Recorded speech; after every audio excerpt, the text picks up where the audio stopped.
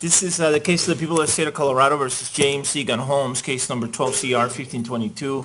The record should reflect that Mr. Holmes is present with his attorneys, Ms. Brady, Mr. King, Ms. Nelson, Ms. Higgs, and Ms. Spengler. And the people are represented by Mr. Brockler, Ms. Pearson, Mr. Orman, Mr. Edson, and Ms. Tish McGuire. We are outside the presence of the jury.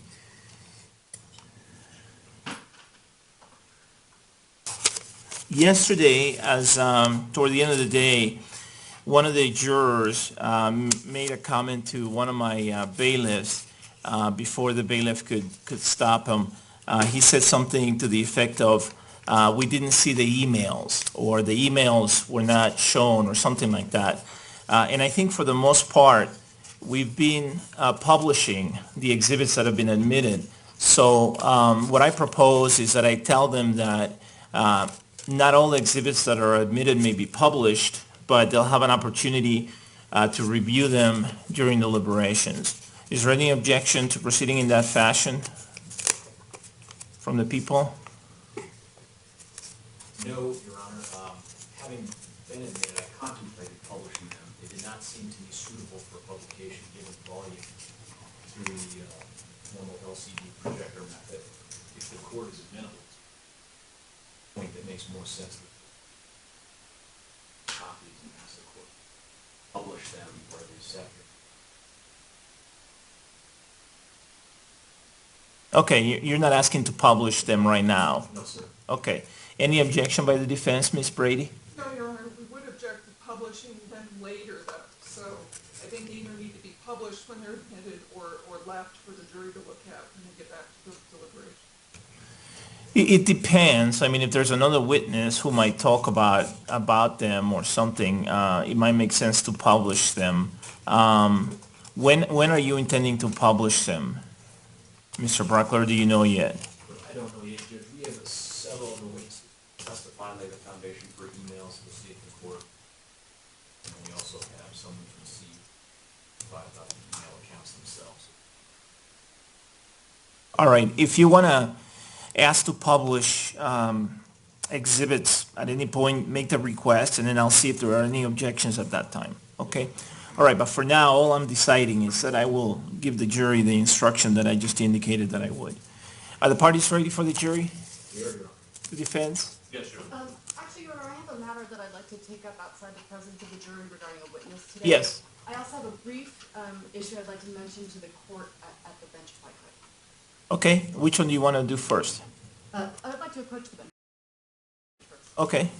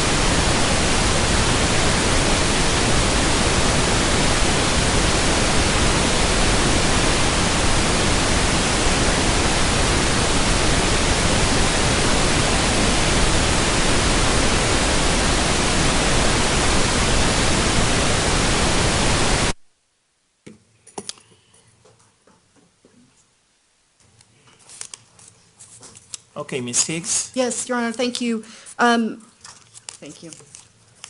The people have indicated to me that they're intending to introduce People's Exhibit 1231. This is a PowerPoint presentation, and they intend to introduce it through the next witness, Dr. Klug. And I want to make a record as to my objections with regard to the entire PowerPoint. I would cite the court to the Colorado Constitution, Article 2, Sections 20 and 25, as well as the United States Constitution, Amendments 5, 8, and 14, as well as the Colorado Rules of Evidence 401 and 403, and hearsay. I would object that it is not relevant. I believe it will be cumulative to the testimony. I also object that it is hearsay and would violate confrontation. There are statements in here and slides taken from other websites, and I believe it's being offered for the truth of the matter. I think under 403, in addition, it will be somewhat confusing to the jury, as well as misleading, because it's really difficult to understand and sort of requires an expert opinion to understand what the concepts are in here, and this witness has not been endorsed as an expert.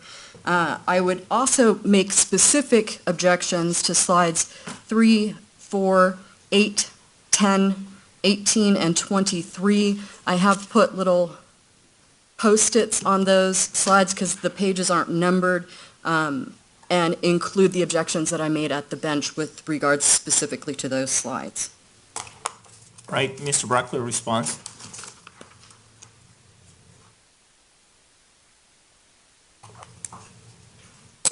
Your Honor, this is going to be offered as a PowerPoint presentation generated by the defendant at the close of his first rotation with Dr. Klug. It represents the areas that he investigated as well as what he was able to produce. It is reflective of his intellect at the time, his ability to follow directions, his ability to communicate and put together these written materials that were later presented. There is no unfair prejudice based on some of the arguments that we made at the bench, Your Honor. And even if there were, it certainly doesn't outweigh the probative value. His performance and his ability to perform throughout the year leading up to this massacre have been an issue for both sides in this case, and this helps provide some evidence of that. Can I see the slides that were specified, 3, 4, 8, 10, 18, and 23? Yes. And if I could just bond. Oh, no, hold on. I just need to look at this.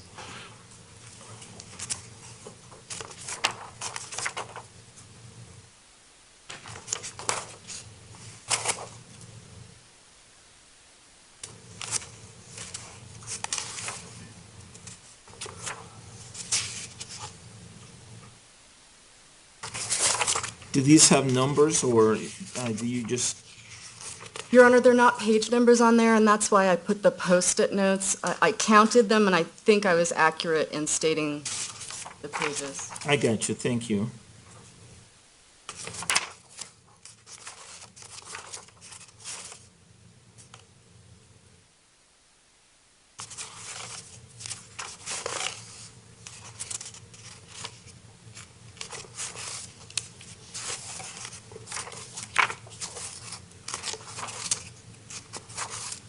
Okay.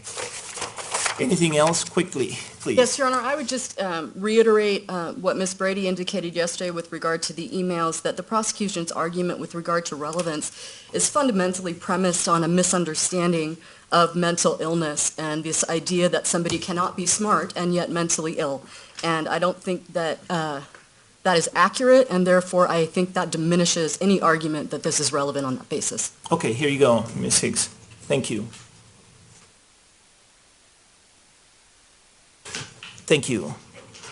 Well, it's true that just because you're smart doesn't mean that you cannot be mentally ill, but I think intellect is something that is very much an issue in this case. It may not be for the defense.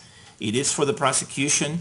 The experts have talked about that, have taken that into account, so it is relevant. The defendant's performance at school is relevant. That was the focus of parts of the opening statements for both sides. Both sides talked about the defendant's performance in school, how well he did, how he communicated, how he acted, his behavior, his interactions with people, whether there were any changes in those aspects of his life as time went on in school between August of 2011 and June of 2012. Those are all things that both sides have talked about in opening statements, and so this is very much relevant. It goes to the issue of the defendant's mental state. The prosecution has to prove beyond a reasonable doubt the culpable mental state element of each offense. Additionally, the prosecution has to prove beyond a reasonable doubt that the defendant was not insane at the time of the commission of the acts. So it is admissible under 401 and 402. It is not inadmissible under 403 because I don't see what prejudice there is. There is no prejudicial effect here. I think lay people understand that scientists do lab work, and they understand that they cannot experiment on human beings, and that they have to do lab work on animals, only certain types of animals. So I don't know what prejudice there is. The jury has already heard from both sides, the defense and the prosecution, about how smart the defendant is. Ms. Brady emphasized that yesterday in her cross-examination of the professor who testified yesterday from CU about how smart he was and the great grades he got in high school. In college, excuse me. So undergraduate. This doesn't have any prejudice. There's no prejudice that I see. There's no risk of prejudice, and certainly the probative value of the evidence is not substantially outweighed by the danger for unfair prejudice. In terms of the hearsay objection, it is not being admitted for the truth of the matter asserted. This is not being admitted to prove the scientific concepts discussed in the slides or in the PowerPoint presentation in general. It is being admitted to show the defendant's mental state and the defendant's intellect and the defendant's ability to reason at the time of his schooling. It is not being introduced for purposes of showing the truth of the matter asserted, so it is not hearsay. These are also statements that the defendant made, if you will. In terms of expert testimony, this is not being offered as expert testimony. It is not being presented to the jury as testimony that they have to consider for its truth, or as information they have to consider for its truth. It is being introduced to the jury, again, for the purposes of showing things related to the defendant's mental state and things related to the defense of insanity. So for all those reasons, the objections under Rule 401, Rule 402, Rule 403, the hearsay rules, 800 series, Rule 702, the expert witness rule, all those objections are overruled. And then the objections with respect to the specific slides, those are the slides that are numbers 3, 4, 8, 10, 18, and 23. The objections with respect to the slides are overruled too. I'm assuming that those objections go under 401, 402, and 403. And again, I don't see any prejudice. There are some pictures in those slides, but again, I don't see anything that is going to evoke any strong reaction by the jury, emotional or otherwise. I don't think it'll be a surprise to the jury or to anyone that somebody who is in school for a science-related degree is doing lab work that includes animals and experiments on animals. And there's nothing in these pictures that's gory or that's graphic. So for all those reasons, I find that the probative value of the slides is not substantially outweighed by the danger of unfair prejudice. All right, let's bring the jury in, please.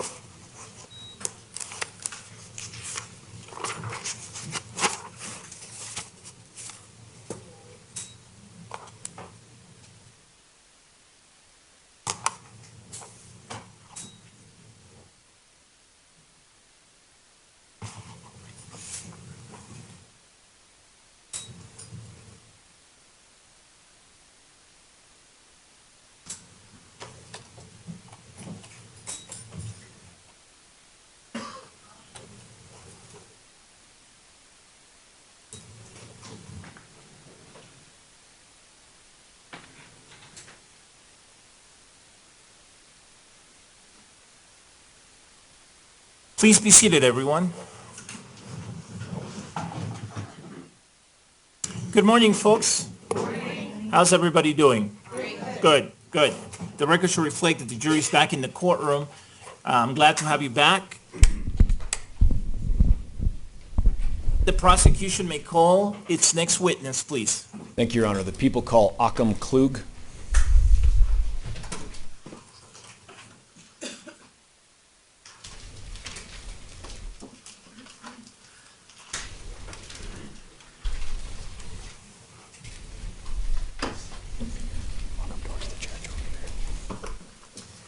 Good morning. Good morning. Could I have you raise your right hand for me so that I can administer an oath? Do you solemnly swear or affirm under penalty of law that the testimony you're about to give will be the truth, the whole truth, and nothing but the truth? I do. Please be seated. You. Could you please tell us your full name and spell your first and last names? Yes. Okay, my full name is Achim Klug. The first name is spelled A-C-H-I-M. The last name K-L-U-G. I'm going to ask that you bring the microphone Closer? closer to your mouth Okay. because you're soft-spoken, and I want to make sure all the jurors can hear you, okay? Okay, yeah. All right, that's Is this better? Yeah, that is Okay. better. Thank you. If you could keep it there, that would be great. All right, Mr. Brockler, you may proceed. Thank you, Your Honor. Sir, would you tell us what you do for a living? Yes, I'm an assistant professor at the University of Colorado Anschutz campus, and my main job is research. Research in what area? We work in the auditory system, so basically the hearing system, the brain that computes the sound information that comes in through the ears and tells us what we're hearing. What role do you play in the neuroscience program at CU? I'm a member in the neuroscience program, and I mentor students if some choose to rotate with me or join my lab. And I also teach courses in the program. Now, you have a PhD. Yes, I do. Now, should I call you professor or doctor? It doesn't matter. That's what the other guy said, too. So, look, the path to get to become a PhD assistant, is it assistant or associate? Assistant. Assistant professor in the neuroscience program. What did you have to do to get there? Well, I got a PhD myself, so I was a graduate student once upon a time. Then there is what they call postdoctoral training is required in one or two positions. So after you graduate with a PhD, you go to some other institution, some other lab, and do research under the mentorship of some more senior faculty member. And after you've done this once or twice, then you apply for positions. And I happened to get this one here, and then I moved here. After arriving here, there is a membership process before one can become a member in the neuroscience program. So I had to submit a CV, and there was a committee who looked at the credentials and said yes or no, and then there was a presentation included, like a lecture, and after that the existing program members voted on my membership. Just to clarify one of the terms used, you submitted a CV, and for those that don't know. Yeah, a curriculum vitae. It's basically my education, my background, publications, everything I have done that is of relevance. Like a giant resume, sort of. Yeah. And you said you got here to CU. How long ago was that? It was 2009, And have you been here ever since? and I've been 2009? here ever since, yeah. Where'd you come from? So before that, I was in Munich, Germany, at the university there in a position that was halfway between faculty and postdoc. So neither Minnesota nor Texas. Exactly, yeah. Okay. You got here in 2009. Prior to that, did you serve as a PI for any other labs prior to coming to CU? Possible exception in Munich, so it was this half position. So I mentored two students, but technically or legally there was a professor above me whose signature was on their graduations. And to be clear, I use the term PI, not Yeah. like Magnum PI, but Yeah. what does it stand for? Principal investigator. Okay, and that means you're in charge of the lab. Exactly, that means the person who is in charge, yeah. Since your time at CU in 2009, have you been a principal investigator of a lab? Yes, I have. Over that period of time, have you had the opportunity to have entry-level graduate students in the PhD program work in your lab? Yes, I've had several. Right, and as part of your duties, do you also participate in interviewing potential incoming graduate students? Yes, I do. How long have you been doing that? So on and off pretty much every year since I've gotten here. So there are always, it seems, a couple of interviews you do every year. So to bring us up to where I want to go, you had the opportunity to interview the defendant back in February of 2011, fair? Yes, that's And then you also were his principal investigator for the lab he had for his first lab rotation between August and November of 2011? maybe more like July and November Okay. 2011. But yeah, and in that case, I would use the word mentor more than principal investigator. Okay, and we'll get to that. So Yeah. let's back up and get to February of 2011. Were you serving as someone who interviewed potential candidates for this PhD program in neuroscience? Yes, I was. As part of that, did you have the opportunity to interview the defendant? Yes, I did. And before we go any farther, take a look at him. Does he look the same way he did back when you interviewed him? Well, it looks like he gained some weight, but other than that, he looks, yeah, I recognize him. Okay. Yeah. In February of 2011, how long did you interview the defendant? 30 minutes. And when you interviewed him, did you make any impressions of him? So yes. So after the interview, we're required to send in a review of the interview, and so I did do that. So I filled out the form, and so my impression was something in the middle. What does that mean? Tell us what that means. Okay, so basically, I think the official word we used is alternate. So our program, the online system where we evaluate applicants, has accept immediately, alternate, accept maybe, and reject. And so I put him in the alternate category, and that was based on a combination of various things. So like I had seen the written portfolio before the interview, had read it, and that was very good. In fact, really good. And then, but the impression I had in the interview was mostly he wasn't all that interested in our program. Why do you say that? Well, his answers are very short, were very short, even those giveaway questions, like sometimes you ask students a question like, what have you done before? If they've done a research project, what was that? Tell me about that research project. And most students go on and on and on, if for no other reason that as long as they talk, I can't ask another question. Right. And so, and all his answers were really brief and kind of, sounded like disinterested. I don't care what you ask me. And What other words have you used to describe that initial set of impressions you made of the defendant in that interview? Do you remember? You remember using the term arrogant? I don't think cocky, maybe. Was it Cocky? cocky? Yeah. Thank you. Yeah. Yeah. You drew some conclusions about why you thought he was that way, and you conveyed those to Sukumar In that online form. Dr. Yeah. You know who I'm talking about, Suk. Yeah. What were those? So my impression was that since students apply to many programs at the same time, that he probably had been interviewed the week before by some other institution, and they made him an offer, and he decided he would go there. And so he really didn't care about what would happen here. And that's how his presentation affected That's you? Exactly, yeah. All right, so did you go and talk to Suk about your thoughts in addition to shooting them off in this online system? Several weeks later, at the time, on interview day, I didn't. I just hit send, and that was the end of the story, because I thought I wouldn't see him again, based on my impression. But then a few weeks later, he emailed me and asked if he could rotate in my lab, and that's when I talked to Suk. And so the defendant emailed you and asked if he could be part of your lab? Yes, yeah. Was he asking to start in August, which is the normal start of the school year, or before then?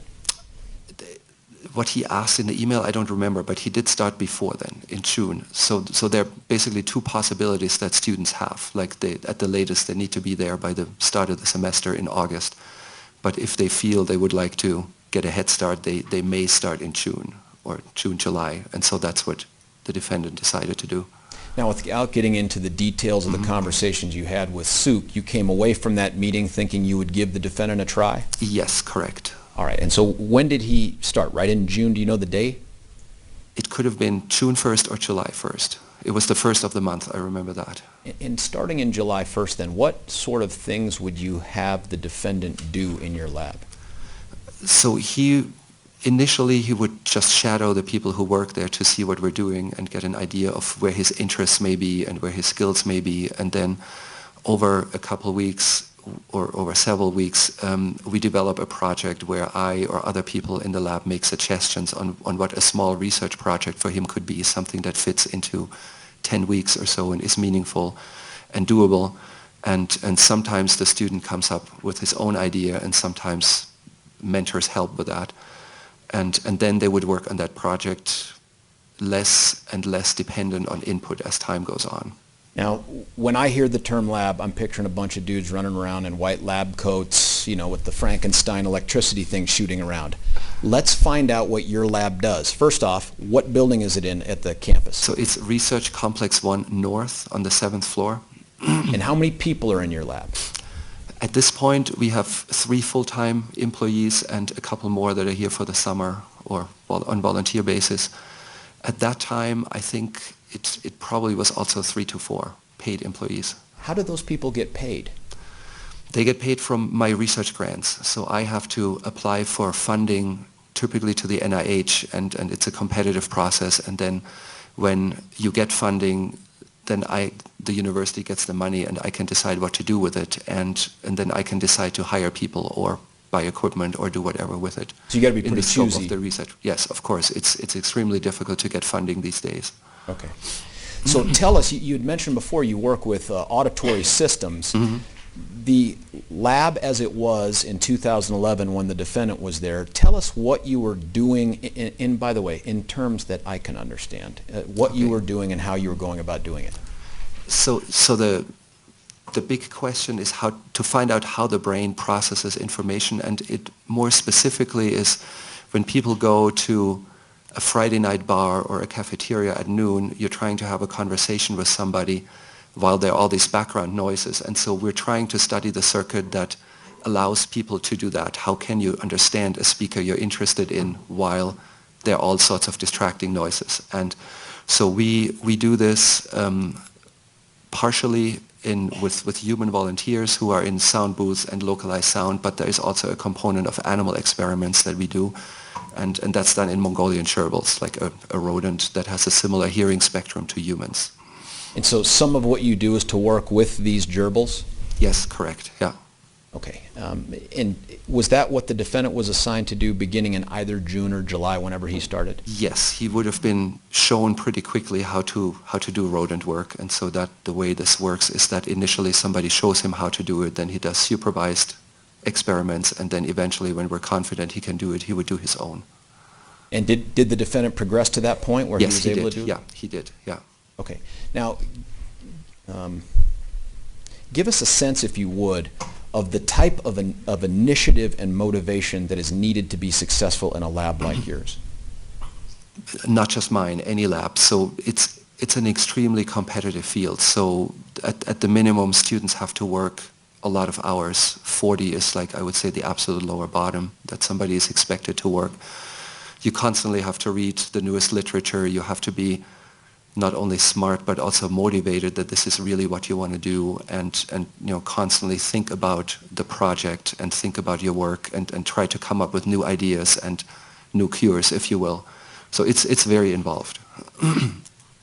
Before I ask you your impressions of the defendant given that description, I want to ask you, did you also serve in the capacity as a lecturer or teacher of a class for the defendant during that period of time? Yes, I did. Tell us about that. So we call it the Systems Neuroscience course, or the course schedule title is NRSC 7610.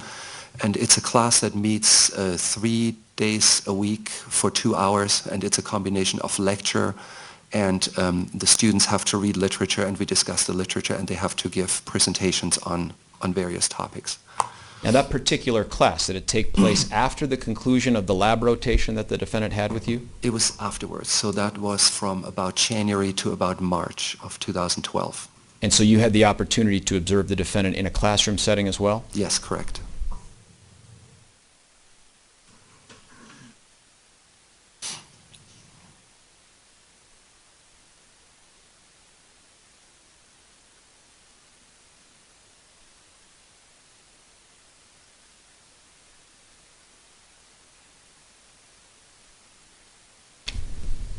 Your Honor, may I approach the witness with what's been marked as People's Exhibit 1201? Yes. Sir, I'm handing you what I've marked here as People's Exhibit 1201. Do you recognize what that exhibit is? Oh, the midterm exam that the defendant wrote for this class? Now, what's the first page of that exhibit? It's an email, so the exams are turned in by email. You just email them to the 3 course directors of the course, which was myself and 2 others.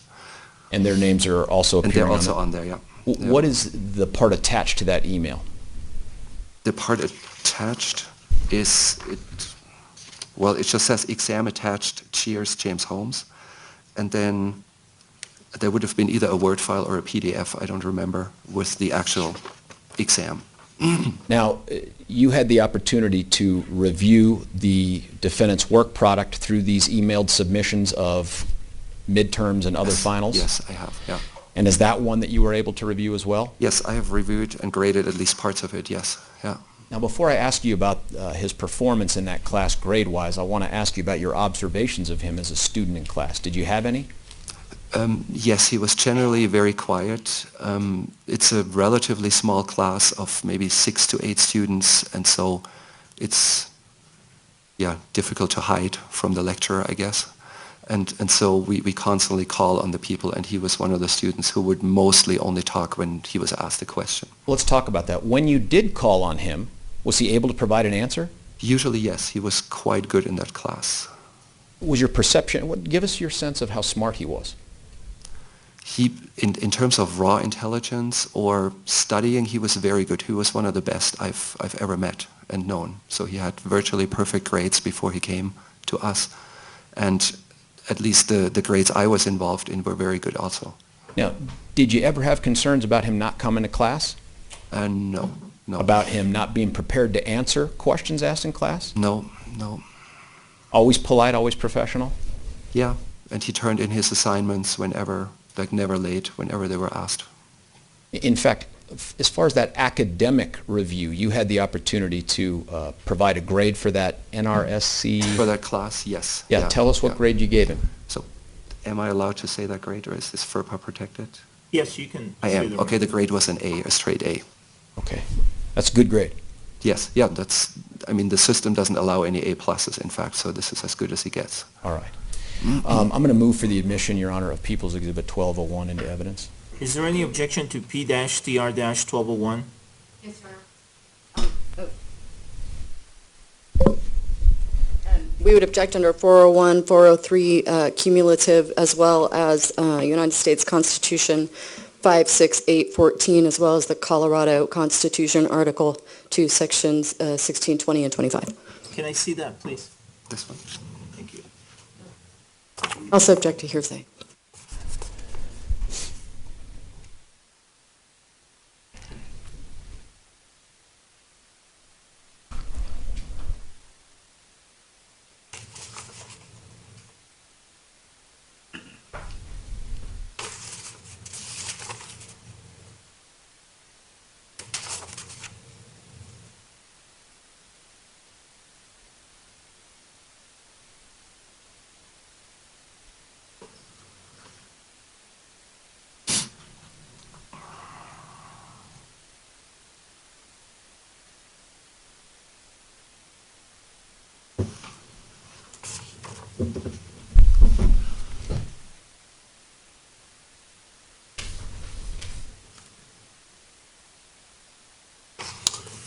Okay, here you go.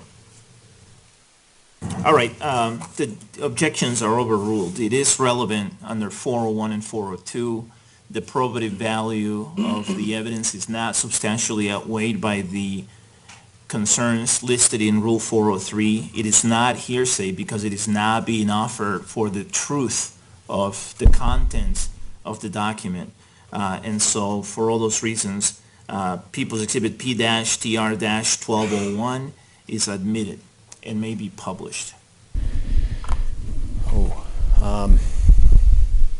Your Honor, may I publish 1201 using the Elmo? Yes. Sir, may I get that back from you? Here's what I'm going to ask you, Doctor, if I could. And that is, I can't understand much of what's going on in here, but can you give us sort of a thumbnail sketch of what this was seeking to do and why this was an A answer? Can you do that? So in these are kind of global, broad questions, and we're asking students not to regurgitate something they have memorized, but to put pieces of information they have learned together and come up with a solution. So classic questions on these exams are, which experiment would you design to show something, or how would you cure this particular disease, or There's one, a Planet X question I've just seen. So there is a hypothetical organism from some foreign planet, and you need to study this organism and find out how the brain works in that organism. What sort of experiments would you hypothetically design to do that? So these are all thinking questions where you have to argue and reason and not just memorize and spit out what you have memorized. And so he did that usually very well, and which is why this was a good exam. Despite that lengthy answer, I still haven't figured out the Elmo thing. Can you just give me a moment, sir, and I'll...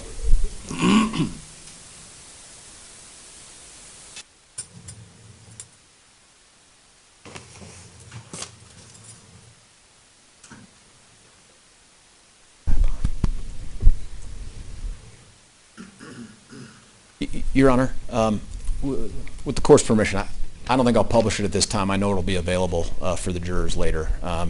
May I move on? Yes, you may move on. I'm going to hand that back up to you just to have it there. And members of the jury, this is a good time for me to remind you that not all exhibits who are admitted may be published, but you'll have an opportunity to Those review different. the exhibits that are admitted into evidence when you're deliberating, okay? All right, thank you. Mr. Brockler, you may proceed. Thank you, Your Honor. Now, sir, we've talked about that academic performance piece and your estimate of him in that setting. I want to go back now to your lab and tell us about your estimation of his performance in your lab. So I always felt that the performance is lacking effort. So the hours I would expect somebody to put in weren't there. So the defendant came kind of late, took a long lunch break, and left relatively early. And he could have worked harder. And I had the impression maybe he's not particularly interested in the work we do in our lab. Does that kind of performance that you've described impact your lab directly, given this grant funding? Well, if I hired him, yes, it would, because any position I give to somebody, I can't give to somebody else. And so if I hire somebody who works less hard than they should, then that position is taken, and I can't hire somebody else who might work harder. Yeah. Did the defendant demonstrate to you significant initiative in your lab in terms of wanting to tackle the issues you confronted him with? For the longest time, not really. He would kind of do what he was told, and he would, there's nothing unpolite or anything. He just didn't show any initiative. He would work to the letter, I guess. Now, you said for the longest time. Did he Yeah. ultimately demonstrate to you an ability to turn that on? Towards the end, there was a burst of initiative just before the final presentation, so that would have been late October, early November 2011. And so the reason was the students have to give a PowerPoint presentation on their project and their results to their peers and the faculty at the end of the rotation. And if you don't have anything to say that looks bad for you, it also looks bad for me as the advisor. And so shortly, like a few weeks before the presentation was due, it was really not clear what it would be on. And that's when he kicked into higher gear and worked a lot harder and actually got a relatively good project together. May I approach the witness, Your Honor, with what's been marked as People's 1231? Yes. Sir, I'm handing you what's been marked as People's Exhibit 1231. Do you recognize what that is?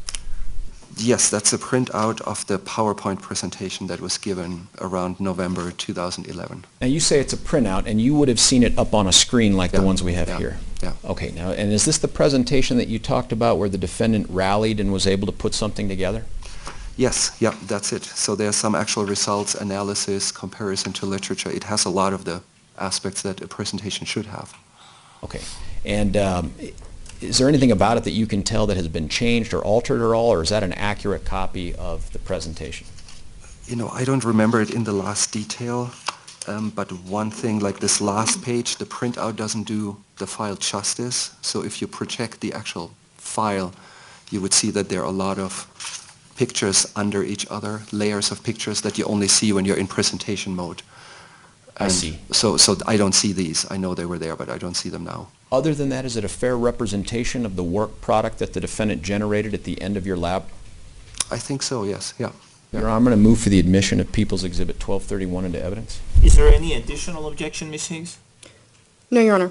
All right, without any additional objection, based on my previous ruling, Exhibit P-TR-1231 is admitted and may be published. Now, sir, you also have the opportunity to provide an end-of-the-rotation evaluation of the students in your lab. Yes. And did you do that for the defendant? Yes, I did. Your Honor, may I approach the witness with what's been marked as People's 1197? Yes. Sir, I'm handing you what's been marked as People's 1197. Have you seen that before? Yes, that looks like my evaluation of the rotation. Okay. Which is more comprehensive than just an evaluation of the presentation itself? Yes, correct. So that covers the whole several weeks of work.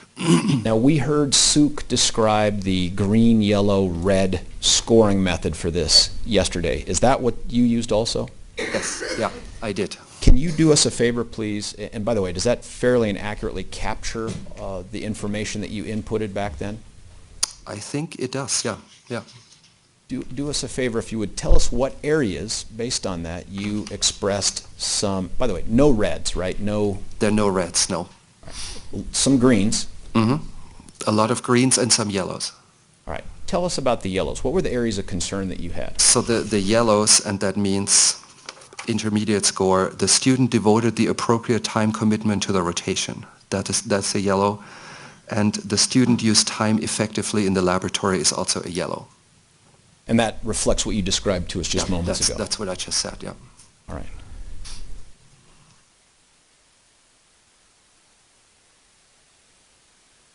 It's broken now, my dad, yeah. Your Honor, may I approach the witness with what's been marked as 1199, People's 11? Yes. Thank you, sir. Okay, I'm handing you what's been marked as People's Exhibit 1199. Have you seen those before, sir? Just a moment. And I think we put tabs on them is the difference. Okay.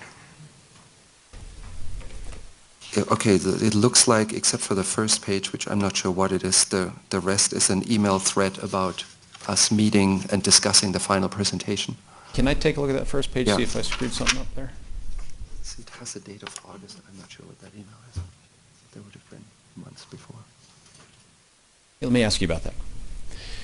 Okay. Just as to that first page, as we're laying the foundation for this, that appears to be an email from August of 2011? Mm-hmm. Is that yes? Yes, it is. And forgive me, sir. August 16, sorry, August 16.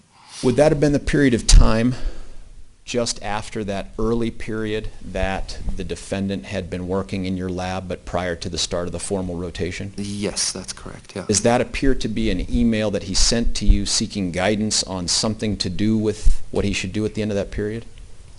Oh, yes, that's it. So it says, is the presentation this Friday a post-rotation talk, or shall I present another paper? So I guess he is asking if this talk we just talked about would be on August, the Friday after August 16th, or if she should present something else. So I'm not Your sure Honor, what... I'm going to interject an objection at this point as to testimony with regard to this exhibit that has not yet been introduced. Well, sustain at this point. Sir, going through what we just went through there, does that make sense? You recognize that now as an email that was sent to you from the defendant? Yeah, it looks like it, yeah. Okay, and Yeah. does that jive with your memory about what took place back in August of 2011? So I guess I have an idea what it was, what the presentation might have been about. Okay. Take a look at the rest of the emails in there, would you? Mm-hmm. Yeah, so the other emails are all from November, looks like about a week or 10 days leading up to the final presentation, and this is just communication about when do we meet to discuss the final presentation. The emails at the back of that packet, what dates do those cover? The very back, Yes, sir. May 27 are the last ones. Okay, those emails, and we've heard about the first page, do those accurately capture the email communications that you received and sent to the defendant? I think so, yes. Your Honor, I'm going to move for the admission of People's Exhibit 1199 into evidence. Do you have an objection, Ms. Hicks? Yes, Your Honor, we'd object on Well, relevance. hold on. Why don't you approach? Okay.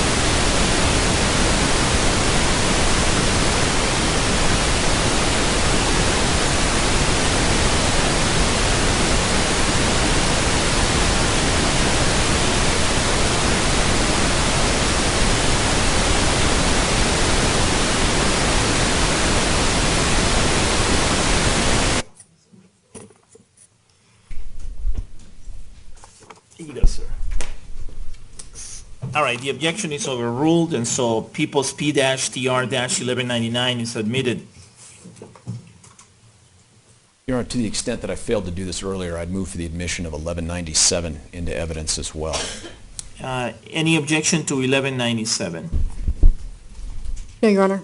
Okay, without objection, P-TR-1197 is admitted. So, sir, at the conclusion of that lab and the conclusion of the class that you helped lecture or teach, and when did that class end during the... It was about March 2012. Right. You, based on this exhibit that we've just had admitted into evidence, did you receive contact from the defendant again about working in your lab as part of his longer PhD program? Yes, he did contact me in May 2012 again, and he asked if he could join my lab for thesis work. And how did you respond to him? I responded that I wanted to discuss this with him and asked him to meet to discuss. It's more than that. You used different words. What were the words you used? I said, "Thank you for your message. I appreciate your interest. I also have to admit that I do have some concerns. Can we talk about this? Have a great weekend." What were the concerns you wanted to speak about with the defendant? Well, simply that he didn't work very hard. So what I wanted to discuss is to, make it clear that I expect the full workload. I expect this many experiments. I expect this many results.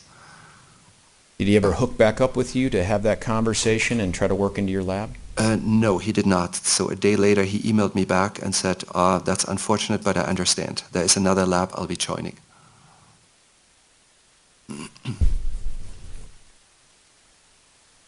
I have a moment, Your Honor. Yes.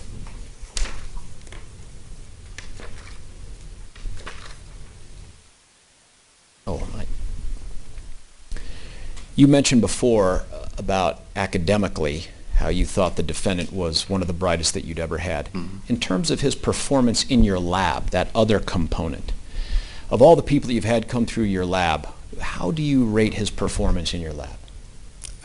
Somewhere in the lower half, not the lowest I've ever seen, but somewhere near the lower half. Have you had people do worse than the defendant in your lab? Yes. Okay. May I have a moment, Your Honor? Yes. Getting the stairs. Nothing. I think I'm going to rest the Elmo. Nothing further, Your Honor. Thank you. All right, cross-examination, Ms. Hayes. Yes, Your Honor.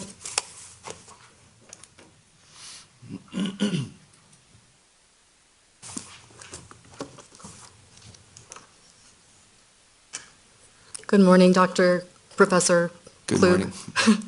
morning. I just want to clarify sort of one quick point with you. I believe you work in the Department of Physiology and Biology, is that right? Physiology and biophysics. Is that within the Department of Neuroscience or separate? So neuroscience is a graduate program. That's not a department. Like the department is the entity that pays my salary, that my direct supervisor is the chair of that department. And neuroscience is a training program that goes across departments. So some faculty from my department are a member in this and some faculty from other departments. So the neuroscience program director is not my boss, to say it briefly. So there's professors from a variety of different departments that all come together and teach or have students from the neuroscience program? That's correct, yes. Okay. Yeah. Let's back up to the admissions interviews, okay? Mm-hmm. Now, my understanding is that those were in February of 2011? That's correct, yes. And I know that you've talked about your interview of Mr. Holmes. Before you interviewed him, I believe you said, I think you called it a portfolio. You saw his written portfolio. Mm-hmm. Yes. That would basically be his application to the... That's the whole application package, yeah. Okay. And my understanding is that you were able to review everything that he had presented to the school for his application. Yes, I think so, yeah. That included a copy of his undergraduate transcript, is that correct? Correct, yes. It included his, GRE score. Correct, yes. It included his recommendation letters, Correct?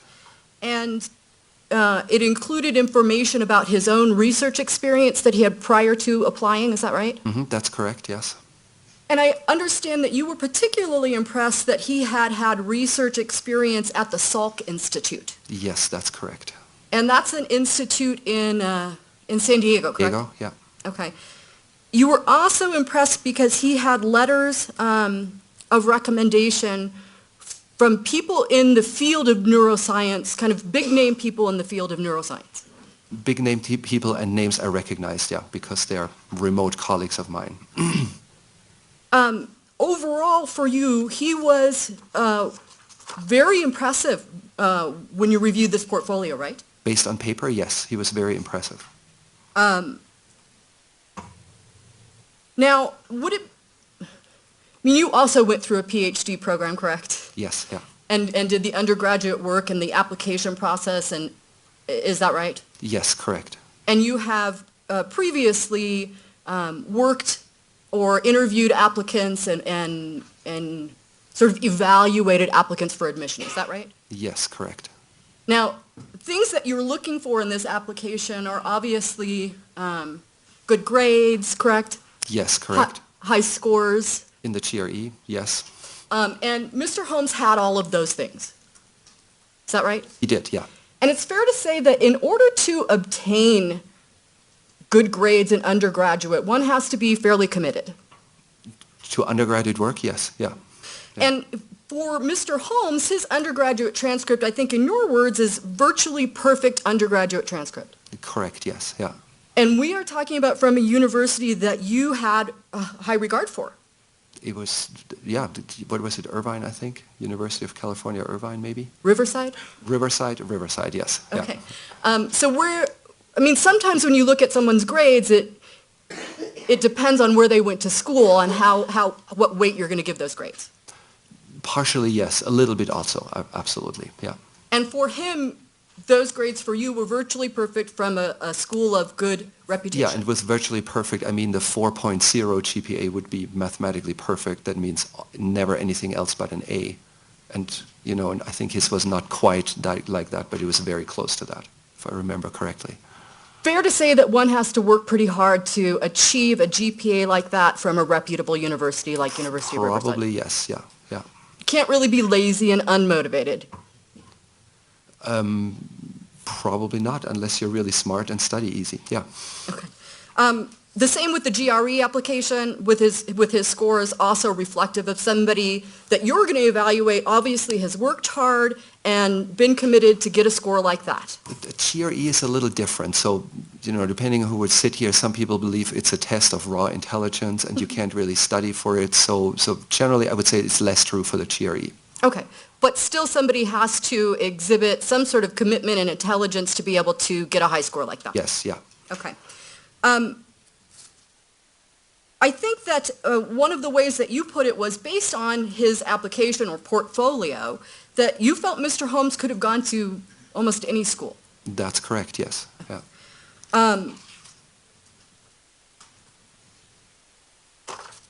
When you spoke with him in his interview, that was a total of 30 minutes? Yes. And I understand that there were other professors and I think student representatives as well that would have done interviews during that period? Yes, not at the exact same time, but on the same day, yes, yeah. Each one is a one-on-one interview? Exactly, yeah. And they roll kind of back to back? Yeah, pretty much. Do you recall where your interview with Mr. Holmes was in that? It was in my office in RC1 North. Okay, I didn't make that clear. Where in the day? Oh, On the schedule? I believe sometime in the morning, Okay. before noon. Your description of Mr. Holmes' sort of communication style with you in that interview is that his answers were very short, right? Yes, yeah. Mostly kind of one-word answers.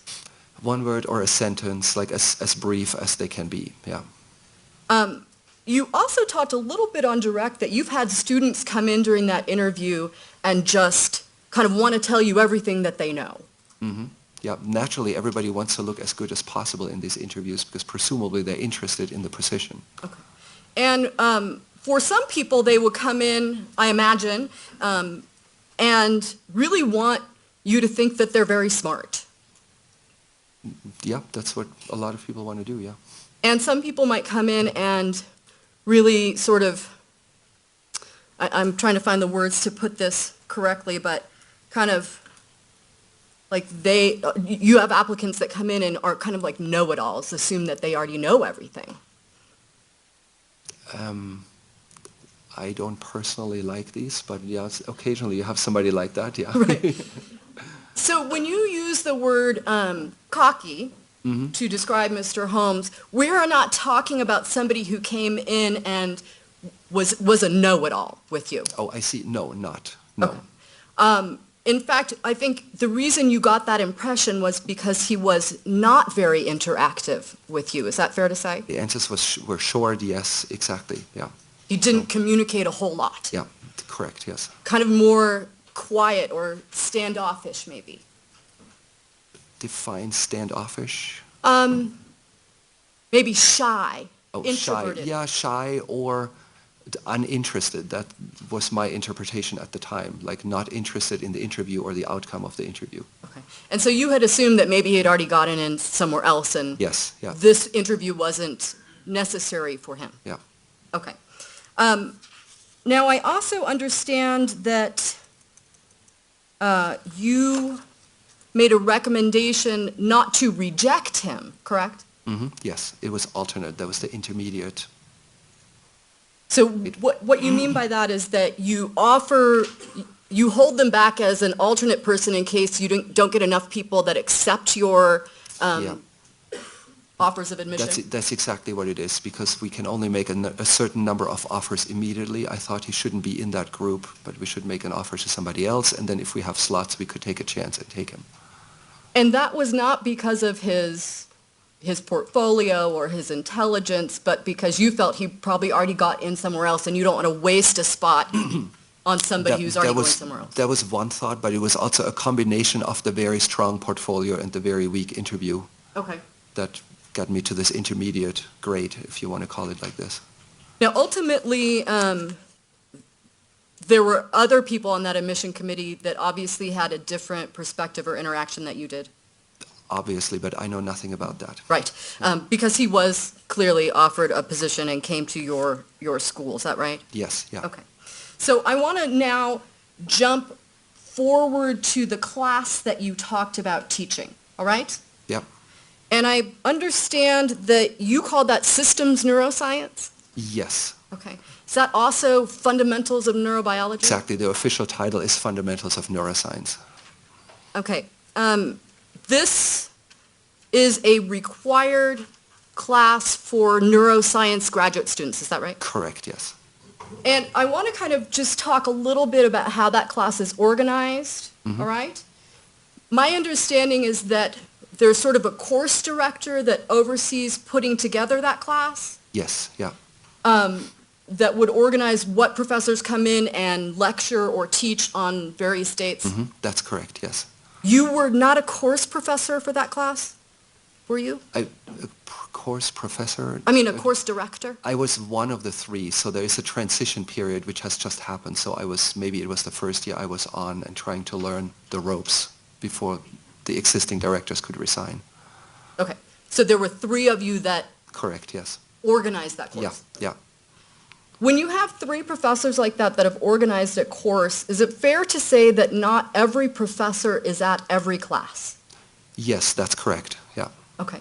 And do you attend that class when you are not lecturing or teaching that particular topic? So I attend the classes, obviously the ones I'm lecturing, and then the ones for which I am responsible. So the course directors divided that class into three about equal parts.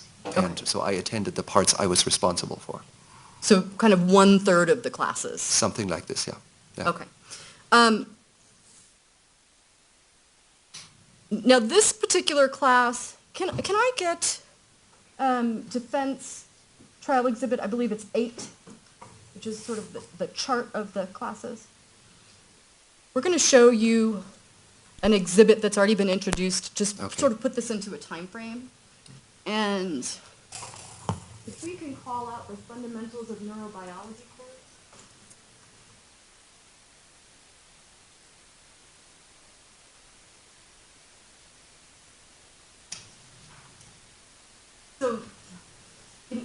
see that on your screen there, yes? Yes, yeah. And that's the title, The Systems Neuroscience, Fundamentals of Yeah. Neuroscience. Correct, yes. Same It's the class? same thing, fundamentals and systems, yeah. And so it really ran pretty much from December 12th through March 9th of 2012. Is that fair? Yes, December was very low key, but yeah, that sounds correct. I imagine low-key because we're right before the Just holiday. before Christmas, yeah. Okay. And if we can get rid of the call-out, and sort of, if you look at that in context, it overlaps a little bit with the last core course. Is that right? Yes, core 5, yeah. Okay. But it would have started at least a couple weeks after you had him in your lab. Is that right? Yes, there was a break of a couple of weeks at least, yeah. Okay. We can take that down.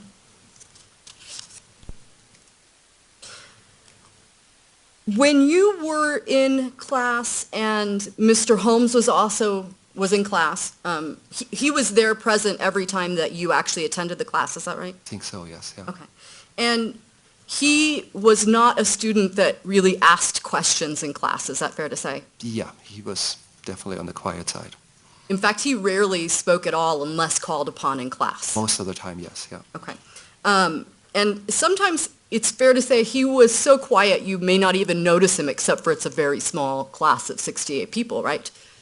Yes, yeah. Okay.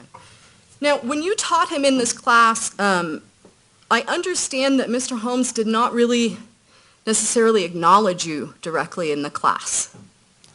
What do you mean by that, acknowledge me? Well, you had him in your lab, so you had already had some interaction with him, is that right? Oh, I see. So you mean, yeah, but that would be inappropriate anyway. If I have some stronger interaction with a student than with the other students, that would not be appropriate to execute that in a class where we're going to treat everybody equal. Of course. But he didn't sort of acknowledge you before class started or come talk to you after class was over or anything of that nature? No, I think, yeah, when we crossed in the hallway or something, then yeah, hello, hi, or something like this. I'm sure that was the case. And you've indicated that you thought, while it's not appropriate, as you're saying now, that it was somewhat strange that he didn't acknowledge you having had some prior contact with him. Maybe, maybe not. So usually half the class is very quiet. Like that goes through the years. Like you ask a question and half the students look at the floor and hope you won't call on them. So therefore it wasn't, that outrageously odd or something.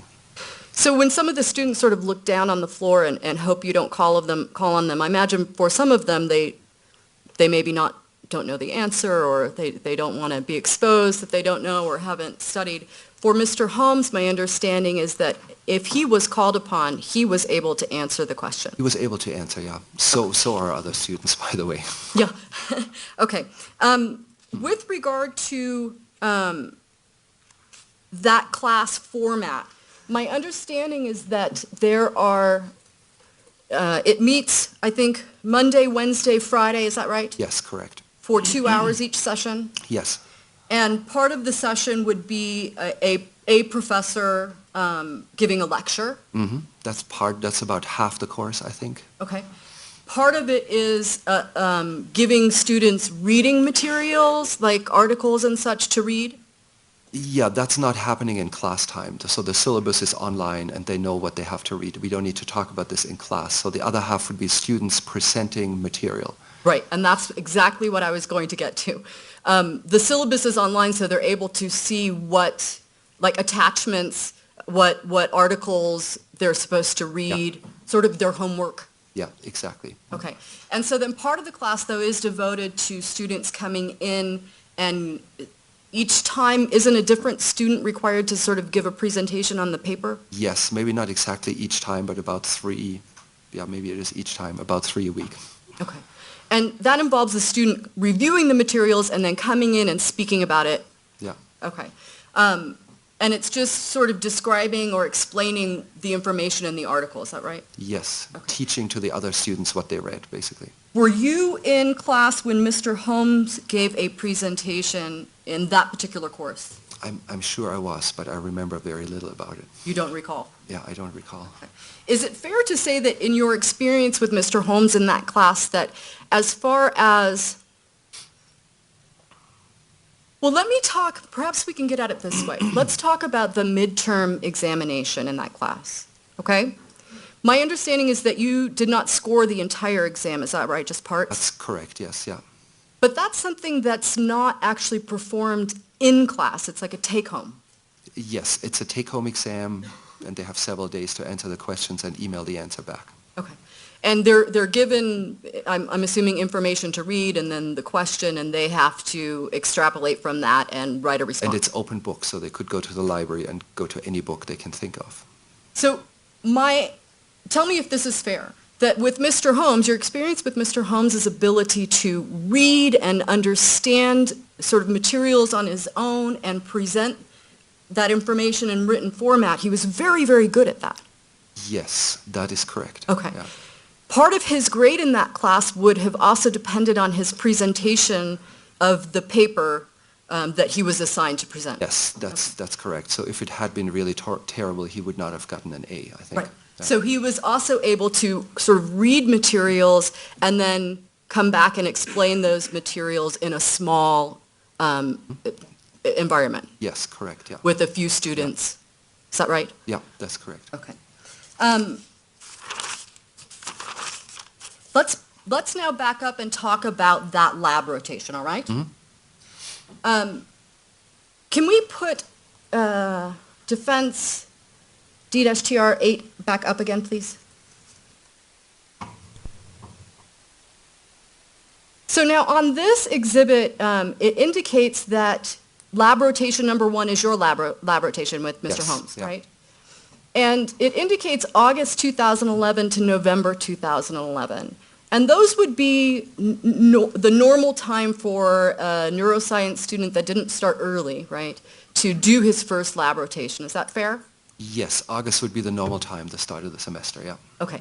And you indicated that Mr. Holmes decided to come early. Is that a yes? Yes, that is a yes. Thank you. So he came, I think you said either June or July 1st. You weren't sure which one. Yeah. So that would have been a little bit before what's indicated Correct, on yes. this. Yeah. Okay. Now, also what's indicated here is that you had some other, I put RA for research assistant. I'm not sure, because I've seen different titles for these people. Yeah, so these are not their official titles, but yes, these people were in the lab working with him. Okay, so one of those is, and lovely, we're going to call this out so the jury can see it a little bit better. Anna Donzio, am I pronouncing that right? Yes, correct, yeah. Okay. And Otto Albrecht. Also correct. And they had full-time positions, paid positions in your lab? Yes. Okay. So they were beyond their first year and were permanently in your lab? Yes, so Anna in fact has a PhD. She's a postdoc, and Otto at the time didn't have a PhD. He was a graduate student. Okay. Are they both still working in your lab now? Yes. Okay. And then also indicated on this is the presentation date of November 21st of 2011. Is that about the time that you recall Mr. Holmes giving his presentation? Yeah, I think that's correct. Okay. Before we talk about the presentation, let's talk about Mr. Holmes in the lab. And my understanding is that even while he was in the lab, you were able to tell that he was quite smart? Yes, yeah. Were you in the lab every day? At some point, yes. So my office is on the same floor, some doors away, and so I would say at least once or twice a day for some reason I'm in the lab for some time. Okay. How much time is some time?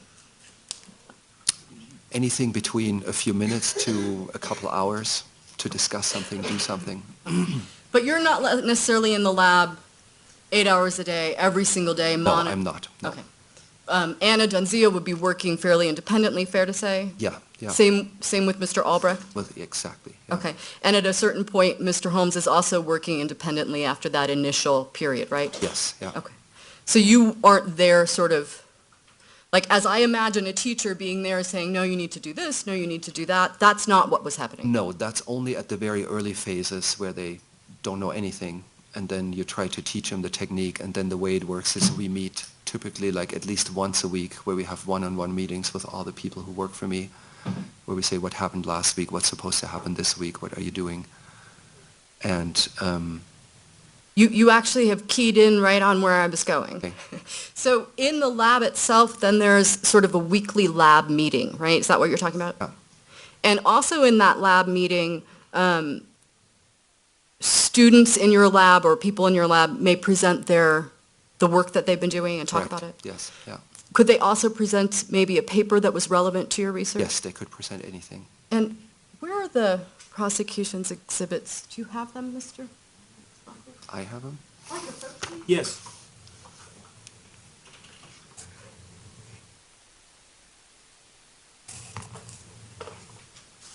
So when you were talking about this first email on August 16th of 2011, the top one, do you recall that? And it's indicating, is this a presentation this Friday, a post-rotation talk, shall I present another paper? This is not talking about that final presentation, correct? So maybe not, like in hindsight, I'm not really sure what this email is. Okay. But I guess maybe it's alluding to our lab meeting presentations. August 10th, I guess, or 16th of 2011 would be a little early for him to be preparing a post. Yes, that would be early because it's only halfway through. Right, the research hasn't been completed. Okay. Do you recall that Mr. Holmes, with these lab meetings, it's just the few people in your lab, so it's a small meeting? Actually, sometimes we have two other labs that work in auditory and vestibular fields, and so we all meet together, basically 3 PIs and about 10 people, I would say. Okay. Is that every week or depending on who's That's available? every other week, and in the weeks in between, it's just my group. Okay. And do you recall if Mr. Holmes was able to present a paper that he was assigned during those lab meetings? No, I don't recall. Okay.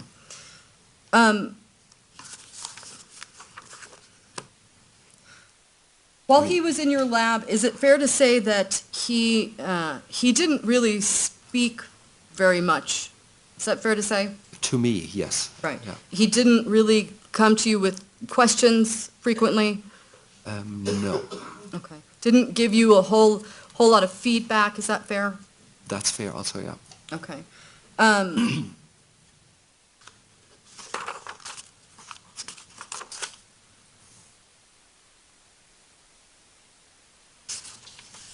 Just give me a moment. And I think that initially you said that you had concerns about him putting in the time. You weren't sure whether he was putting in enough time for the experiments, is that right? Yes, yeah. Okay. But now, when you did approach him later in the lab, in the time frame of that first lab rotation, and actually spoke with him about needing to create some results, he incorporated your suggestions and really got some good work done the last couple weeks. Yes, yeah, yes, he did. He was receptive to your criticism, is that fair? Yeah, he was. He wouldn't react like angrily, like you can't criticize me? No, never. Okay. For the most part, actually, I think for the entirety of his lab, it's fair to say that he always presented in a professional manner. Yes and no. So his presentations were scientifically well done and made sense, but then the word professional, where you could say maybe not, there were like cartoons in there that didn't belong there, and unrelated cartoons and unrelated jokes to the topic, unrelated to the topic. I understand exactly what you're saying, and I'm going to get to that in a second. What I was trying to clarify is that on a personal or interpersonal relations with other people in the lab, is it fair to say that he, while quiet and didn't communicate a lot, he was nice, he was not mean to anybody? Is No, that fair? never. He was nice, communicated professionally, not angry, if that's what you mean. Yeah. That's what I'm getting Yeah. at. Okay, thank you. I will follow up with you on the jokes, though, because I understand where you're going with that.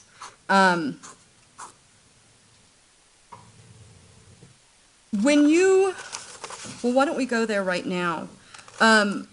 This exhibit that you reviewed from the prosecution, it's People's Exhibit 1231, the PowerPoint slides. Yeah. You had indicated that the last slide didn't really accurately show what the presentation was. Is that right? Correct, yeah. Can we pull up the last slide of the actual PowerPoint, please? This is just a paper, Hold on a second. Has it been admitted? no, not yet. Okay, then you can't. Well, I would like to pull it up for just the witness, if that's possible. Because we can't put it in paper because it's a presentation. All right, any objection? Oh, no, sir. All right, go ahead. So I'm going to have that played for you to review it, but before we do that, this is just a paper representation of an actual presentation done. Exactly. Okay. And so when you do a PowerPoint presentation, there may be different layers of the slide that don't actually get printed on paper, right? Exactly. I could put several pictures on top of each other that only come up when I push the button. But in Right. the printout, it's only one page, so it's all on top of each other. You attach like animations to the You pictures could so do that they also, yeah. come in on top of each other. Okay. Now, can we play that for this gentleman, please? So it's just here. Is it working? No. It's gray.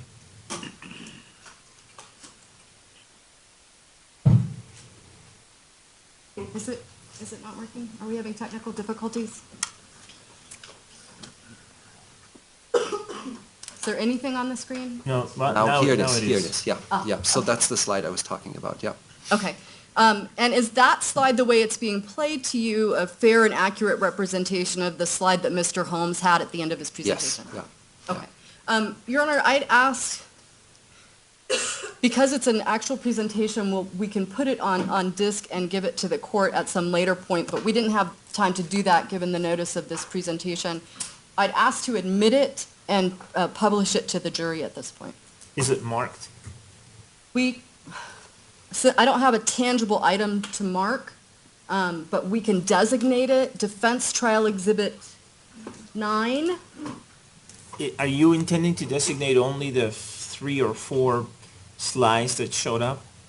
It's just the very last slide of the presentation, and I'm sorry, had I thought about it, I would have printed out each layer of the slide, and I did not, but I can do that.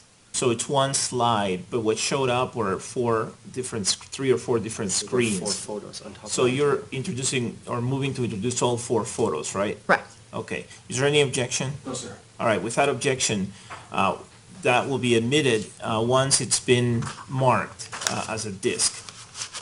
And it'll be Defense Exhibit 9, so D-TR-9. Thank you. Can we publish that to the jury at this point? Any objection? No, sir. Go ahead. So if we can back it up and start it at the beginning.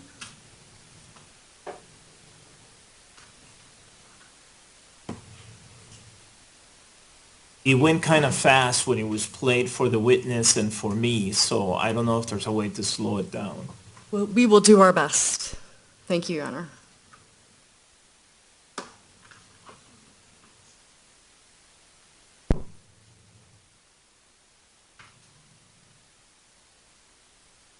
And Dr. Klug, while that's coming up, clearly you were present and watched this final presentation, is that right? Okay.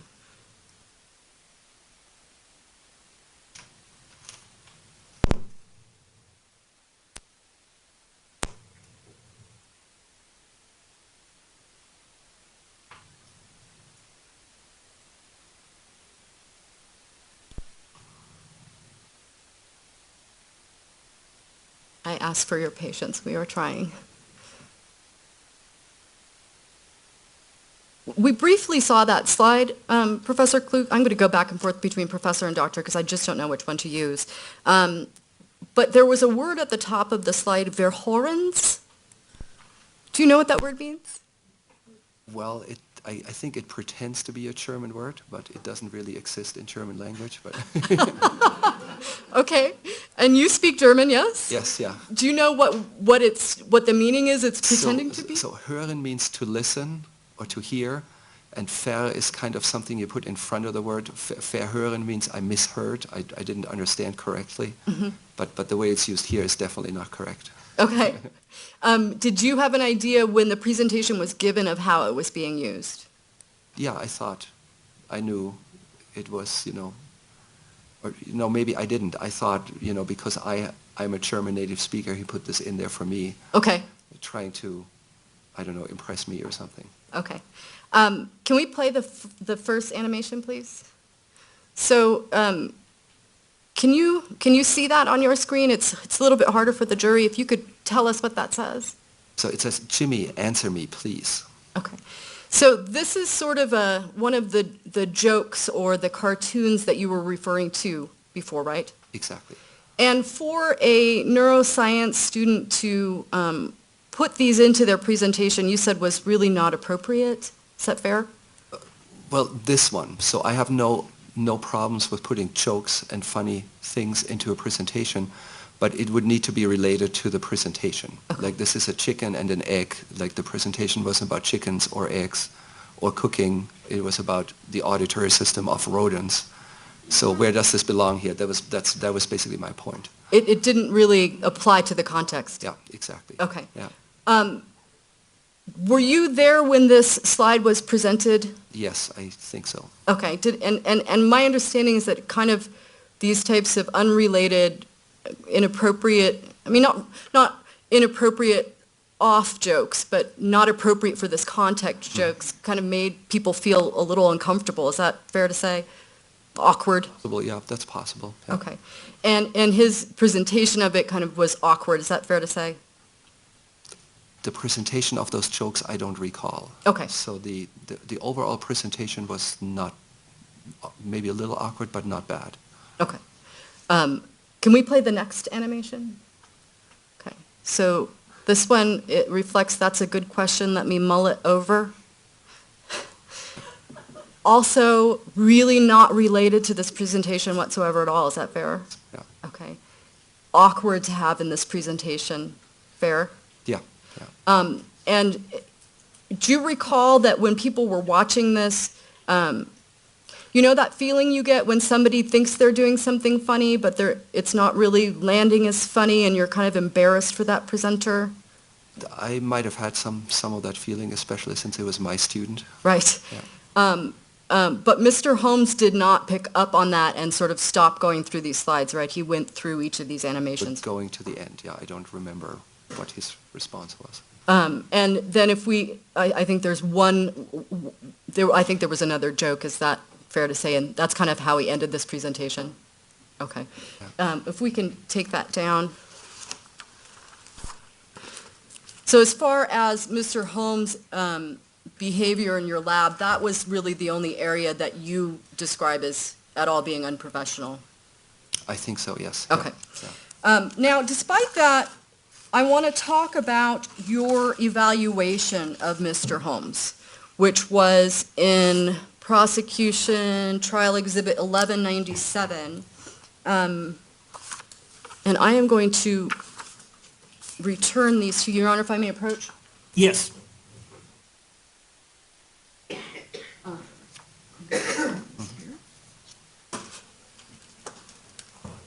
Now, Professor Kluge, there are a number of categories listed throughout this evaluation, is that right? Yes. Okay. And I just want to review with you that information. Other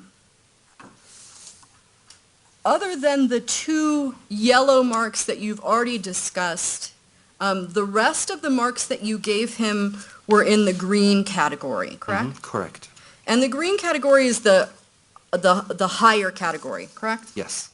And I think that you indicated he got a green or a number 1 in his understanding of the project. You felt he understood it, correct? Yes, that's correct.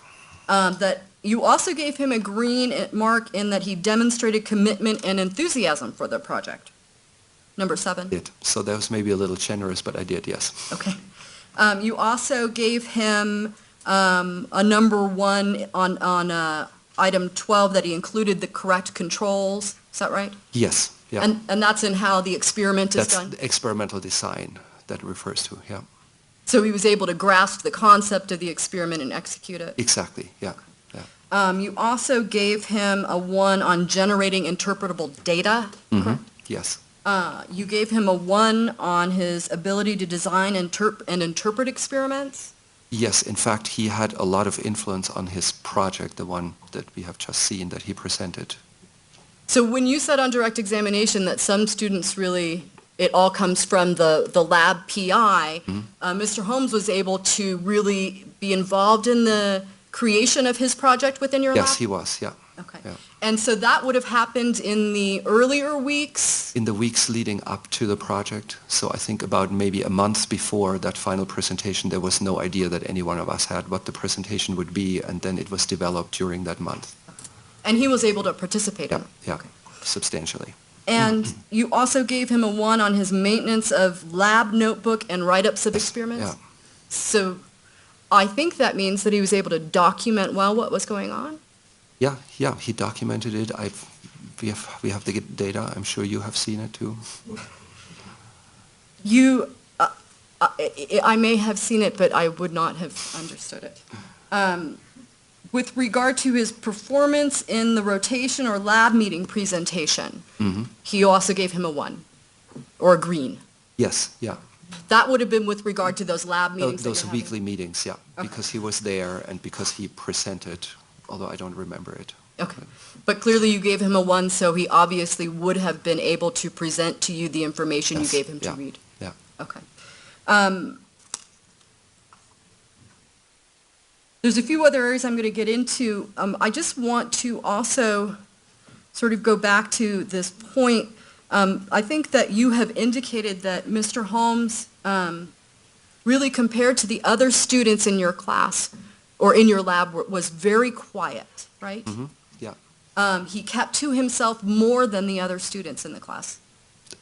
I'm always talking about the interactions with me. So what happens in the lab when I'm not there, I have no idea, obviously.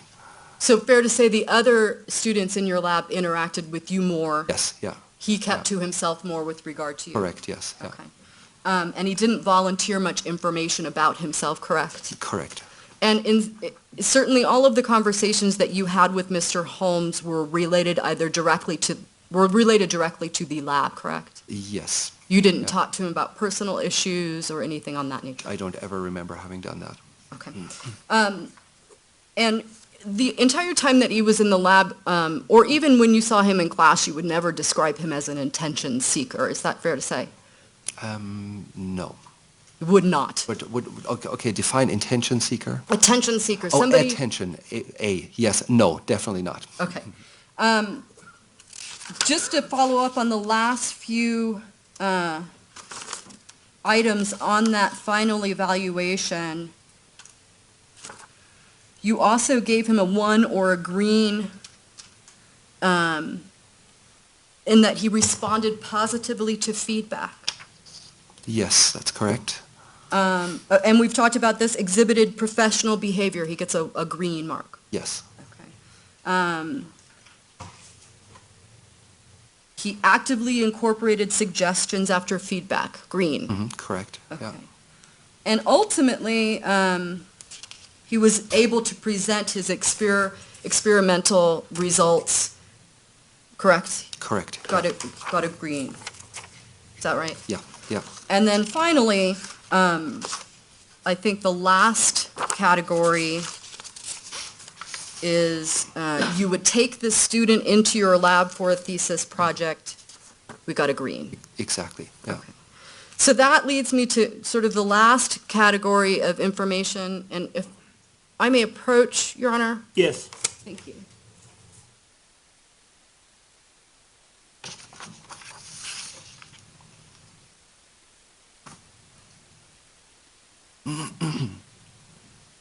And this is simply, when you do this assessment, this is an assessment that Yeah. Mr. Holmes would be made aware of, right? I think so, yes. Okay. Yeah. Did you actually sit down and go through this with him? I don't think so. Okay. He receives an email copy. As soon as I hit submit, he gets an email copy of that. Okay. I think out of all of these categories, and there are 18, he got a 1 or a green in 16 of the 18, correct? Correct, yes. Okay. Yeah. And ultimately, as you've indicated, you said that you would take him in your lab at that point in time. That was your evaluation, right? Yes. So when he contacted you later in the spring, I believe it was in May, that would be the time that the neuroscience graduate students are looking for a permanent lab placement Correct, yes. Yeah. for their second, third years, right? Yeah. Okay. At that point in time, you indicated that you had some concerns that you wanted to discuss with him. Yes. Okay, so you did not immediately say that you would accept him into your lab? Well, the email I thought was encouraging. Thanks for your interest. I'm honored, or something like this, but we need to discuss these things, which were precisely the 2 yellow items on that evaluation. Right. And his response was, I think it was awe, like Something like, that's AW. too bad, I'll be joining another lab. Right. And so at that point, after that, you did not have any further communication with Mr. Holmes, is that right? I didn't. Okay. If I can just have a moment? Yes.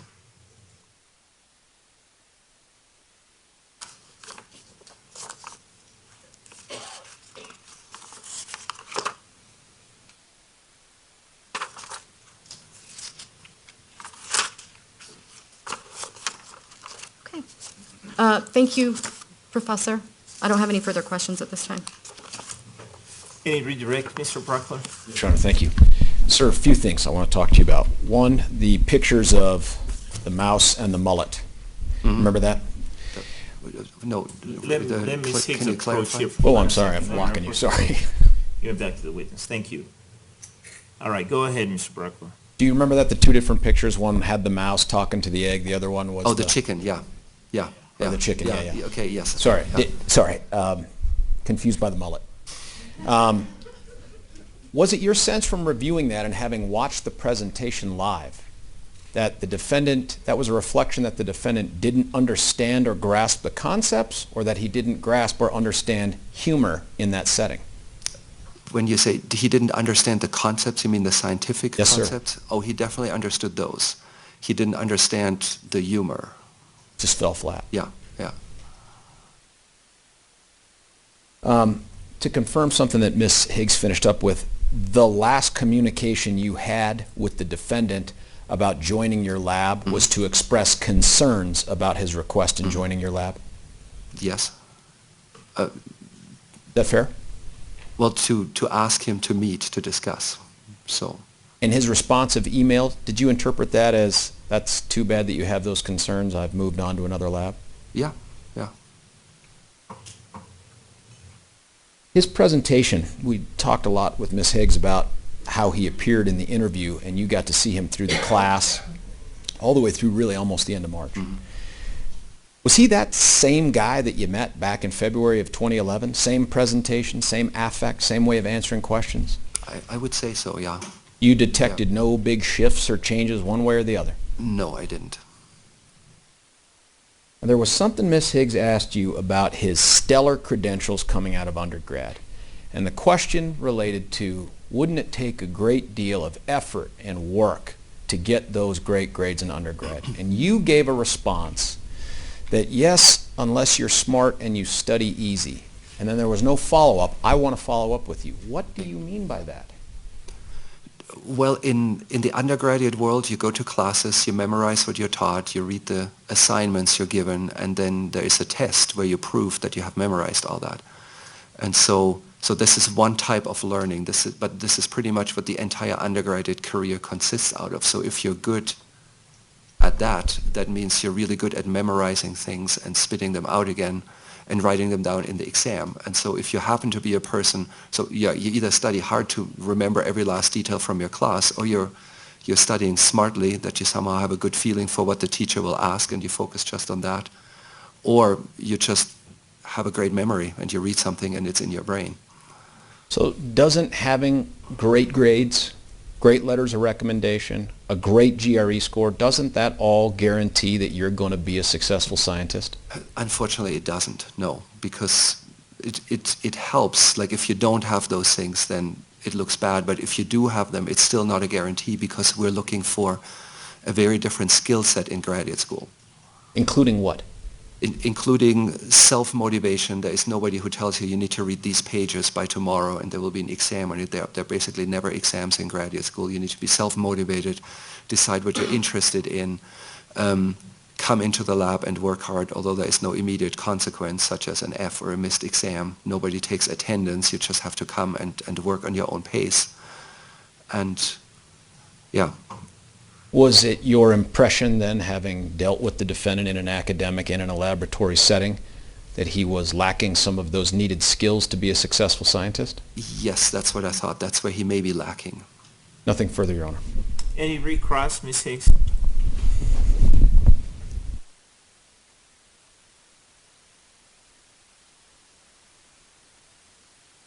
No, Your Honor. Okay. Let's, I have a question. You may have said this, sir, and I may have missed it, but what was the date of your evaluation of the rotation? Oh.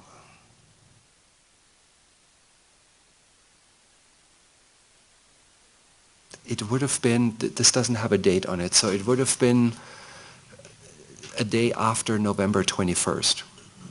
So, yeah, Of 2011. of 2011, yeah. All right. Immediately after that final presentation. And what was the date of the midterm exam? The take home? I would say sometime mid-February 2012. Okay, thank you. All right, it looks like the jury has some questions, so if you would give us a moment, please. Thank you.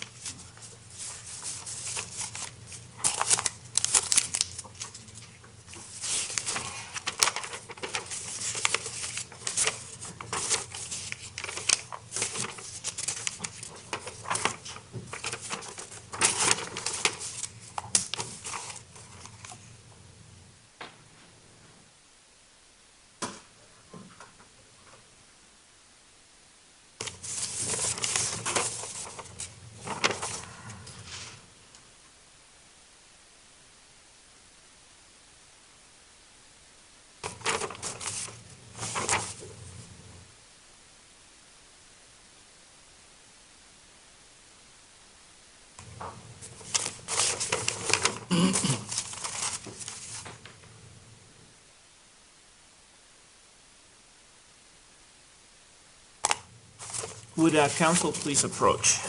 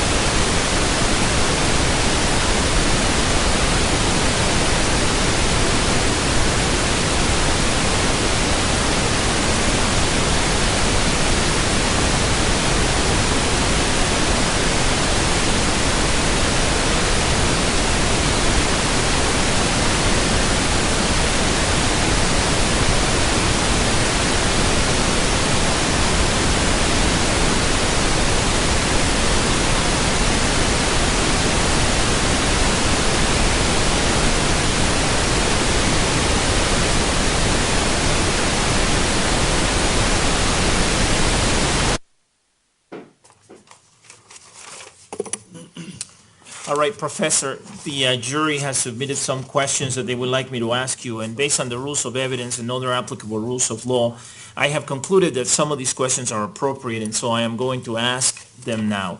The first question is, throughout your time interacting with the defendant, did he ever seem disconnected with reality? The answer is clearly no. The next question is, as it pertains to academics specifically, did the defendant come off as lazy or unmotivated as he did in labs? Did he succeed based on effort, intelligence, or both academically?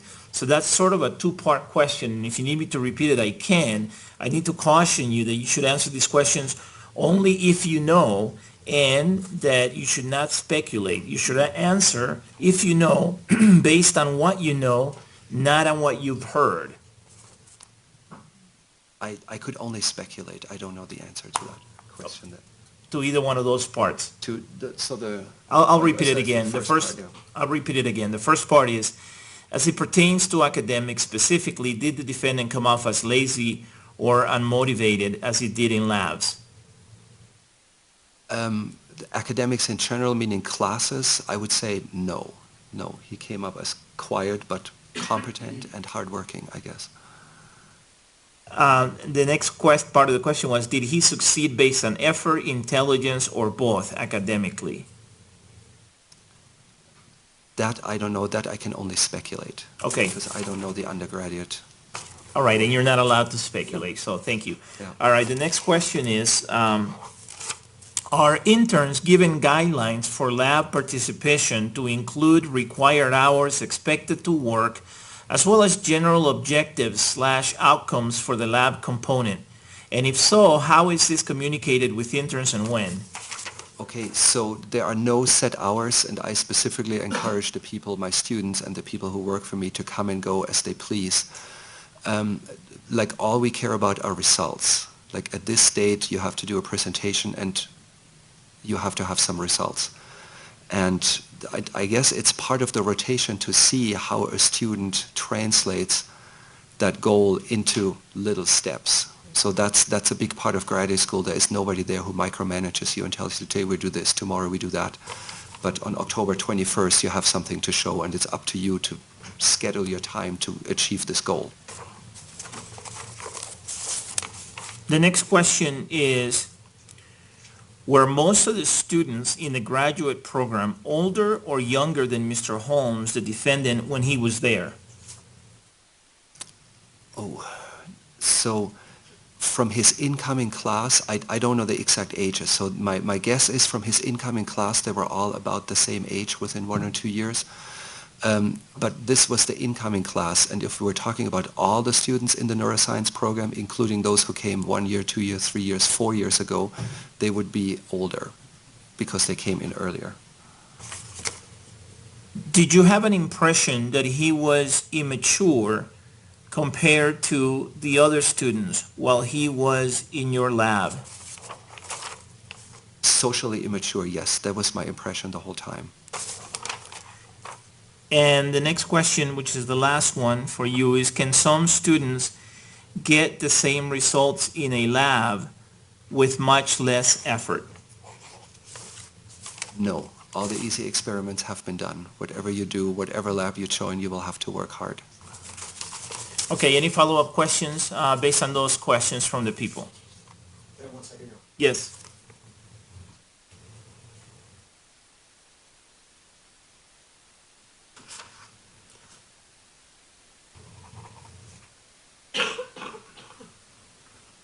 One question, Your Honor, if I could. Okay, go ahead. You were asked a question by the jurors about your perceptions of his effort and hard work in the academic setting. Do you recall that question? Yeah. My question to you is that assessment by you based upon work that you observed him put in, or based upon the fact that he was able to answer the questions in class and the written product he provided at midterm and in the final? It's based on the results, because I have seen good grades and good midterms and such coming out of him, but I wouldn't know how many hours he spent writing these. Thank you. Or preparing. Any follow-up questions, Ms. Higgs? Just very quickly. We talked about your interactions with Mr. Holmes while he was in your lab, sort of that consisting of the meetings. I want to just clarify the extent of your interactions with Mr. Holmes after that lab, to follow up with the juror's question on... You mean after the rotation was over? Yes, Okay. yes. And that basically consisted of the times that you saw him in the systems neuroscience class, right? Yes, correct. Okay. You did not have any communication with him outside of that class, correct? No, I didn't. You didn't have any social interaction with him? No. Okay. And then the brief email interaction you had with him in May, correct? That would be the exception, the one exception, yeah. Okay. And again, that communication was just over email, it was nothing in person? Not personal, just email. Okay, thank you. All right, thank you. May this witness be released from his subpoena? He may, Your Honor. All right, is there any objection? No, Your Honor. Okay, thank you, sir. All right, members of the jury, it's 20 till 11, and so let's go ahead and take our morning break at this time. Please keep all my admonitions in mind, but otherwise enjoy the break, okay? I'll see you back here in 20 minutes. Reflect that the jury has exited the courtroom. All right, I'll see you after the break in 20 minutes. Yep. Can we briefly approach about another thing the court would want to know about right away? Sure.